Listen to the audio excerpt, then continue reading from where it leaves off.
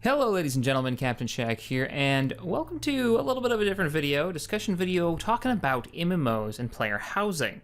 Now, player housing isn't something that's new, it's been around for a while, but it's been handled in a lot of different ways, sometimes in ways that have really helped out a game, in some ways where it's been an afterthought, something that hasn't been all that interesting, kind of just been tossed away. Now, the reason that this topic specifically has come up is because Star Wars, The Old Republic, has just announced not too long ago that they're going to have player housing. Not a lot of detail is out on it, though you can pretty much assume it's going to be some type of instanced housing. So I'm actually doing this video live while playing Star Wars Galaxies, playing as my character Fix Cypher over on the Star Wars Galaxies emulator server, and I'm in a city that, actually I'll go in that in a second. So player housing, the way that it's been done in the past, there's been instancing and then there's persistent. Right now, we're in my character's house, Fix Cyphers. This is actually his office inside the guild HQ for the 364th Dagger Wolves. So yeah, you'd think an office, it's got the desk, it's got a change of clothes in here, it's got a crap ton of guns on the wall. You know, it's very easy to see that this is kind of like a rebel's office in the Star Wars universe. He's got the rebel uniform on, there's a rebel uniform in the back. It's got character to it. Now, this is one of the things that I love about player housing in a game that does it properly. A player's house can be something in the universe, in that game's universe, that the player actually owns. It's a part of that character. It's defined by how you built your character around, if it's a true RPG. So, yeah, this is that example of Fix's place. Fairly simple, got a rebel helmet up on the wall there, the rebel kind of colored couches, the uniform and all that. So the guns on the wall, so he's obviously a combatant. This house represents this character. Now, if I was a crafter, if I was, say, a weaponsmith or an armor smith, it would be much different. You'd see gear and equipment for making armor. You'd see supplies stacked up in the corners. This, in my mind, is the proper way of doing player housing. Sadly, a lot of these games, I'll use Guild Wars, for instance. Guild Wars is a game that should have had player housing out of the gate. Go ahead and walk on out of this building here. This is actually decorated. All these items, by the way, were made by not by my character, but by my people in the guild, my guild mates.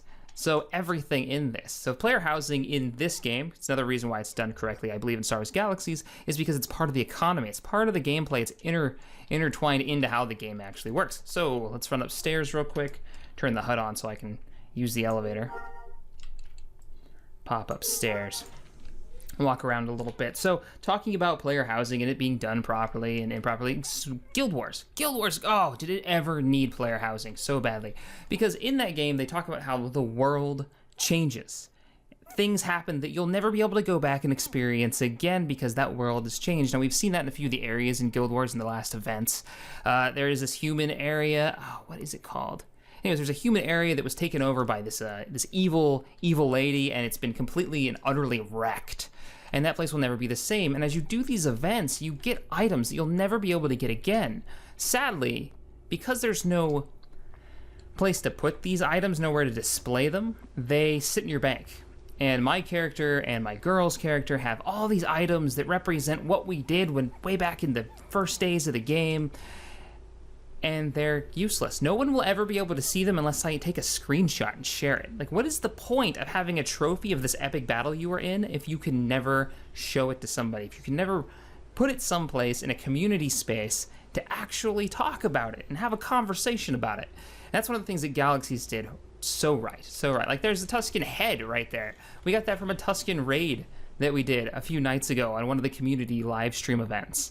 And everybody who walks in here knows it. They're like, oh yeah, I remember when we did that. We hit the Tusken fort and we mostly got slaughtered, but we were able to take a couple down. And there's the Tusken head that kind of represents that entire event.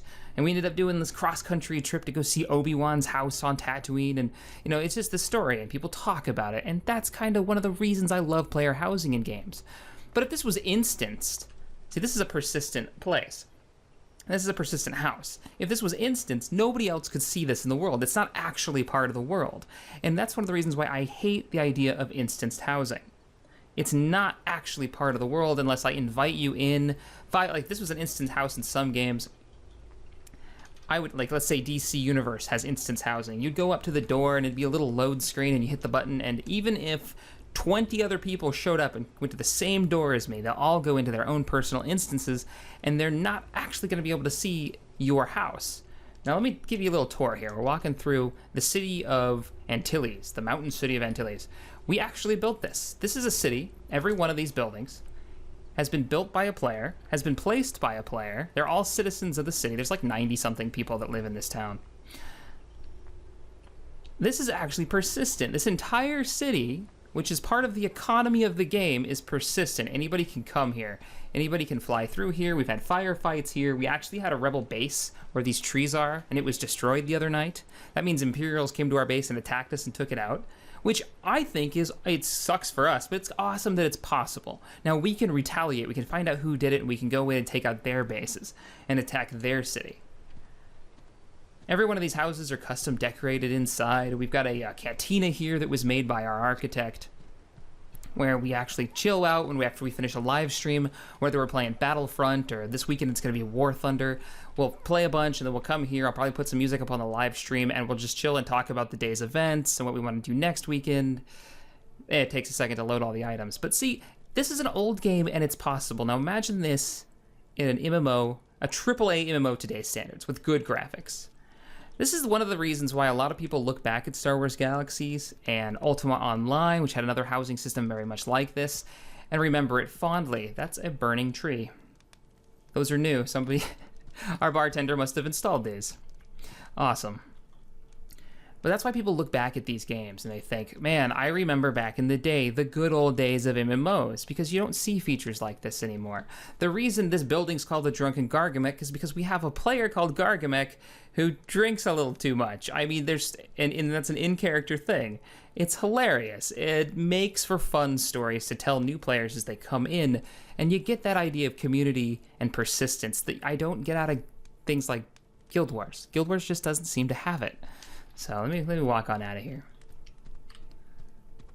It's got its own little personality, and every one of these houses has their own little personality based on the characters. I mean, we've got one back there that's a bounty hunter's house. It's got probe droids and seeker droids. And you can do this in a theme park game just like you can in a sandbox MMO. Now, I'm going to do a video coming up soon on what a theme park is and what a sandbox MMO is. Now, there are two. I'm fine with both concepts, but a lot of people don't understand what it means to be a sandbox MMO and a theme park. So I'm going to do that video later on, but just one of those things that as new players and new MMOs come out and more people get involved in the MMO scene, this is a feature that people don't even realize they want because they've never experienced it. They've never experienced a true persistent MMO where you can change the landscape.